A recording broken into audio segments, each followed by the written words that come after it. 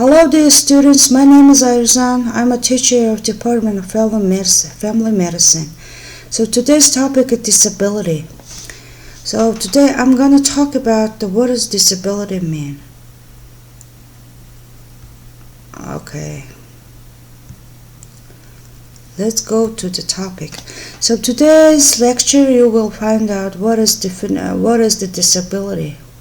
I will talk about the definition of disability. And then I would like to talk about what is the relationship between poverty and disability. And later on I would like to talk what is the inclusion in disability. And the next I will talk about disability etiquette. And after that I would like to talk about what kind of impacts do the disabled people give for their family. And in the end of this lecture, I will talk about roles of disability person in the society and what kind of obstacles usually face to them. That's the short overview of what I'm going to talk about on this lecture. So let's go to the definition. What does the disability mean? So there's a huge, very good definition which released from WHO, and let me read this definition. Okay, what does the disability mean? That's a long-term physical, mental, intellectual, and sensory impairment, which in interaction with various barriers may hinder their full and effective participation in society on an equal basis with others. So disability is an umbrella term. It covers many terms and abbreviations. For example, there's impairment. Also there's disabled with physically, and also handicap. Usually those three abbreviation included in disability. For example, limited activity. What does it mean? It's a difficult encountered by an individual in executing task by action. That's obviously understandable. That's right. Limited activity. So what does the mean restricted participation? Okay, of course, from the word that's participation is problematic. It's a very challenged to be part of the one activity, especially in society. Okay, what does the impairment mean? That's a problem in the body function and structure. That's a very different. That's a very different from person to person. Okay, disability model. That usually works in the disability education. So for example, there's a medical condition. For example, with the physically or psychologically challenged person have been termed as a disability. So this challenge goes to the social well-being of the family. For example, this person is limited with the financial resource, and it's influenced on the family. So there's not only for the one person, it's influence to the family. That's all I call that. It's a social problem. And when the social problem occurs, there's limited rights of disability. So there's limited involvement in the social activity. For example, there's a lack of rights in disability person. And also I would like to talk about the charity. It's a very important part of the disability model. So let me talk about this statistical data. For example, there's over 1 billion people globally experience disability. That means 1 of 7 people have been disabled. 7 people, 1 of 7 people. That's a huge number. So 15% of global population is disabled. So there's an interesting data is that 80% of people with disability live in developing nations. And also 20% of people who live in that kind of amount of dollars per day live in a disability, in a developing world, and in people with disability. So that's mean overall developing countries mostly have disability person, and most of them have low income. Okay, those two words usually combine to each other, usually interacting. For example, disability and poverty. As I said before, people with disability, there's a lack of financial extra or other extra or any resources. The financial income would be decreased in disability person, and that's why they tend to go to poverty. So I would like to talk about the circle, like an evil circle. Okay, let me say this word, evil, or devil, whatever. Just that's a circle. Usually talks about why disability goes to the poverty. So, for example, the denial of opportunities for economic, social, and human development. It's go to the deficit of economic, social, and cultural rights. Let's go to poverty. And also that later it goes on reduced participation in decision making. Also in civil political rights. In that time we call that person vulnerable person. Vulnerability to poverty and ill health. And when it goes on, it gives a social and cultural exclusion and stigma. And then when it's the stigma of the social, the term of disability is developed already. So there's so many videos of disability person who talks about their obstacles, how hard to live in a society with a lot of stigma. There's a stigmatization. It's one of challenged difficulties faced to live in nowadays. Okay, this is a very good terms which released from Disability Summit, which was held in 2018 in the United Kingdom. So it was said that disability is not just the right thing to do for common humanity, but it's the smart thing to do in ending extreme poverty. If we get things right for people with disabilities, we get things right for all people. It's not just the right thing to do, it's just for humanity. I'm agree with that.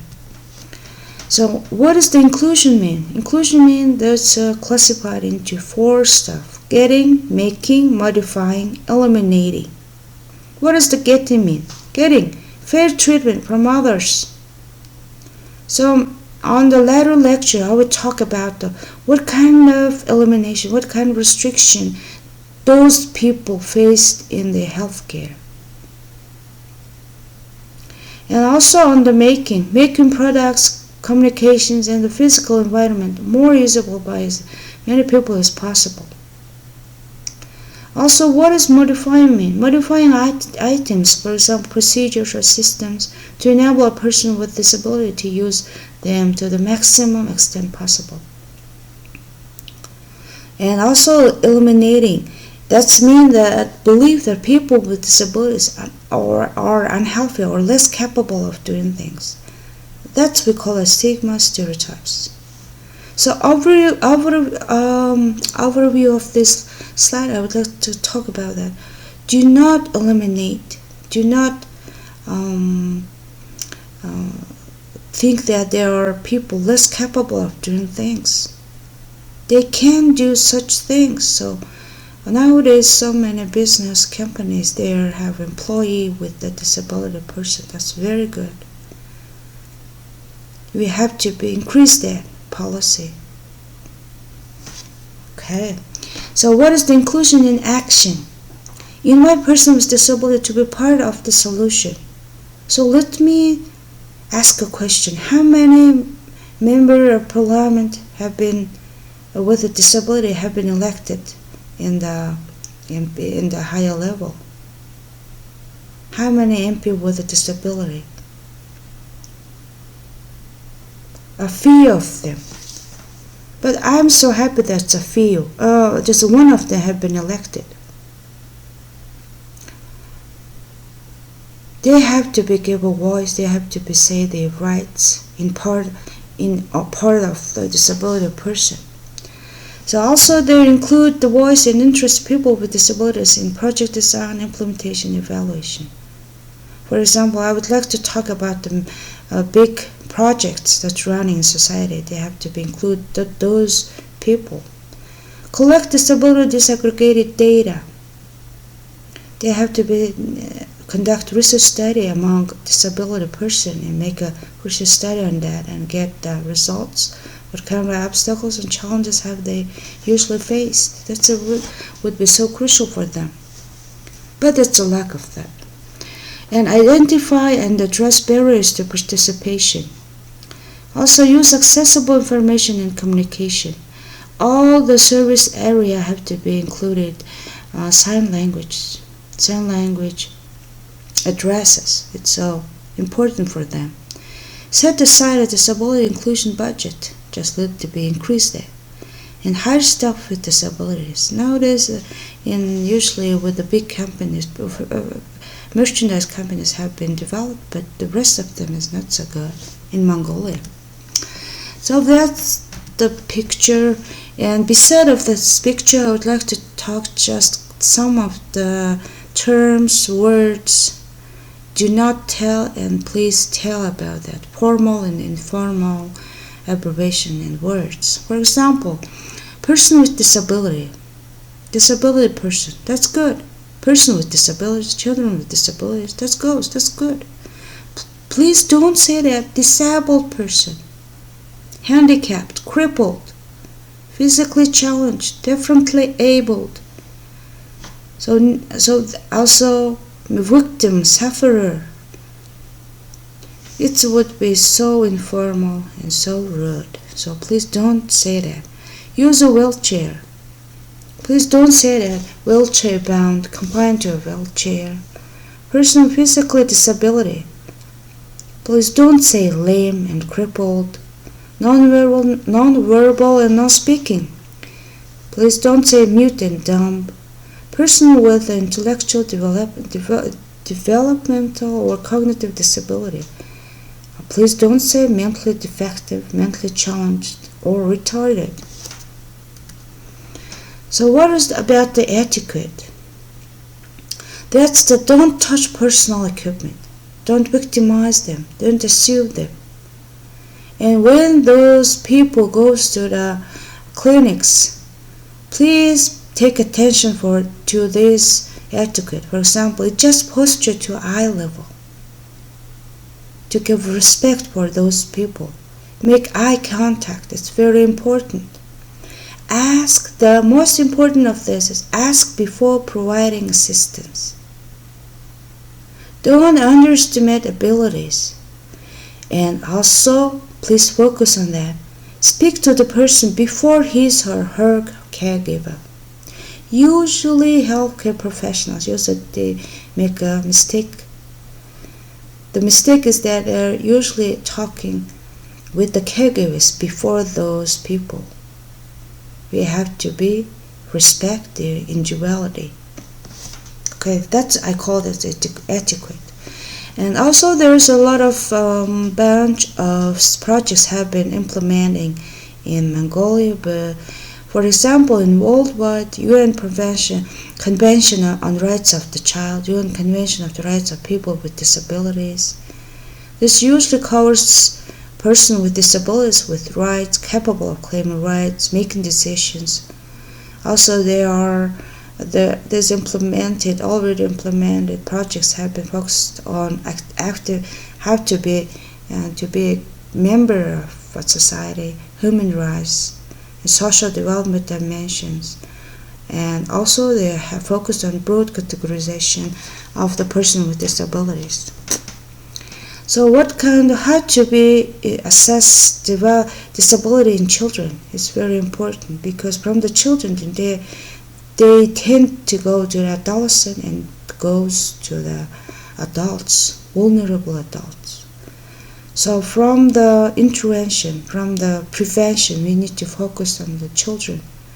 Need to be early assessment. Early assessment is so crucial in the children. So we would focus on that when children do not use words to communicate on time. So we need to worry about the milestone of the children.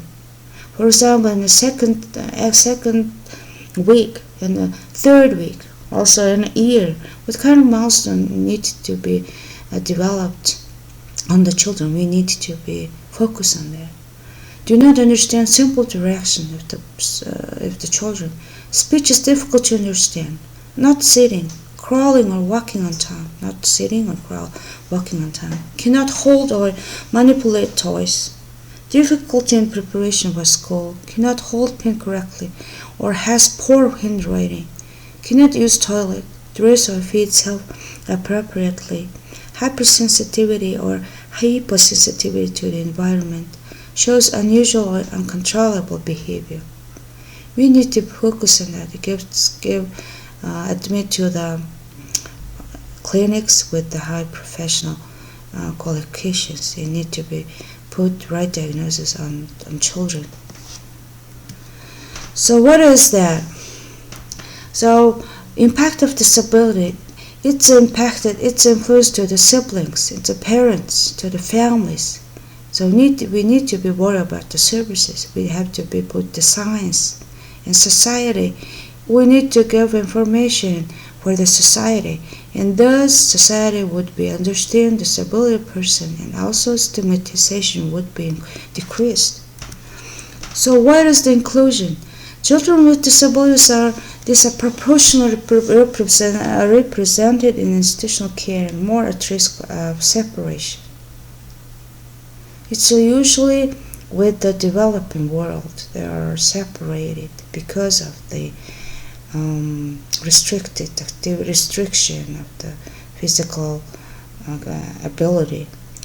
Due to their complex needs and social barriers to inclusion, children with disabilities are often the first to be placed in institutional care and the last to leave. They can also be the hardest children to find in your community because they face stigma and discrimination, and that can be kept hidden. Discrimination is also common in those people with disability. So what is the inclusion strategies? How do we manage with those problems? I would like to show the example of Kenya, which I have been joined in this program. I've been involved in this workshop. And in this workshop, I understand that this example of Kenya is very good, have been implemented project. You have to look at the good example which have been running in other country.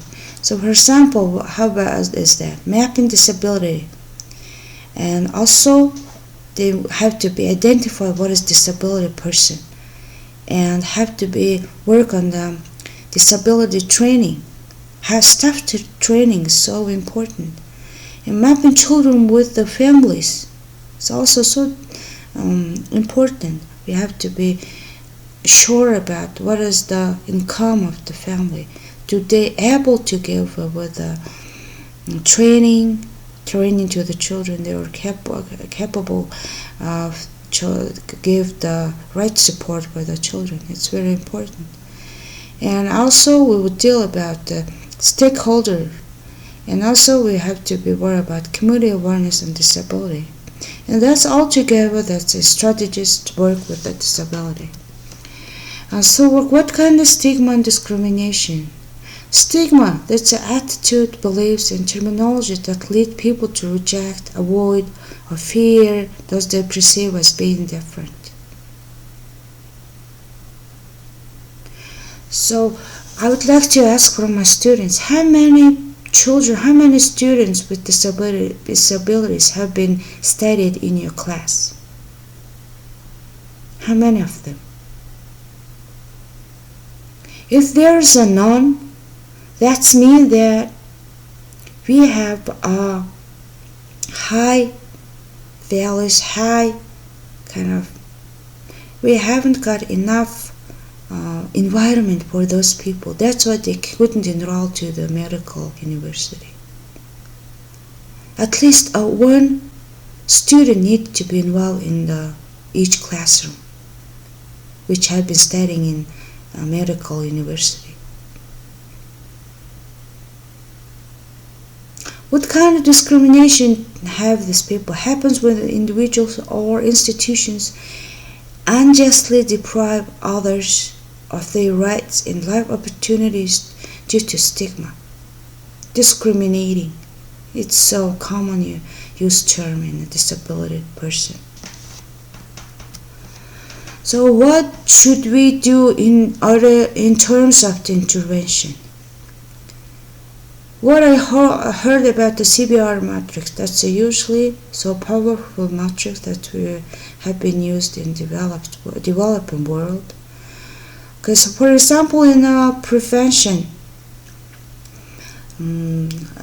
the health need to be educated, livelihood and social and empowerment need to be take care of that.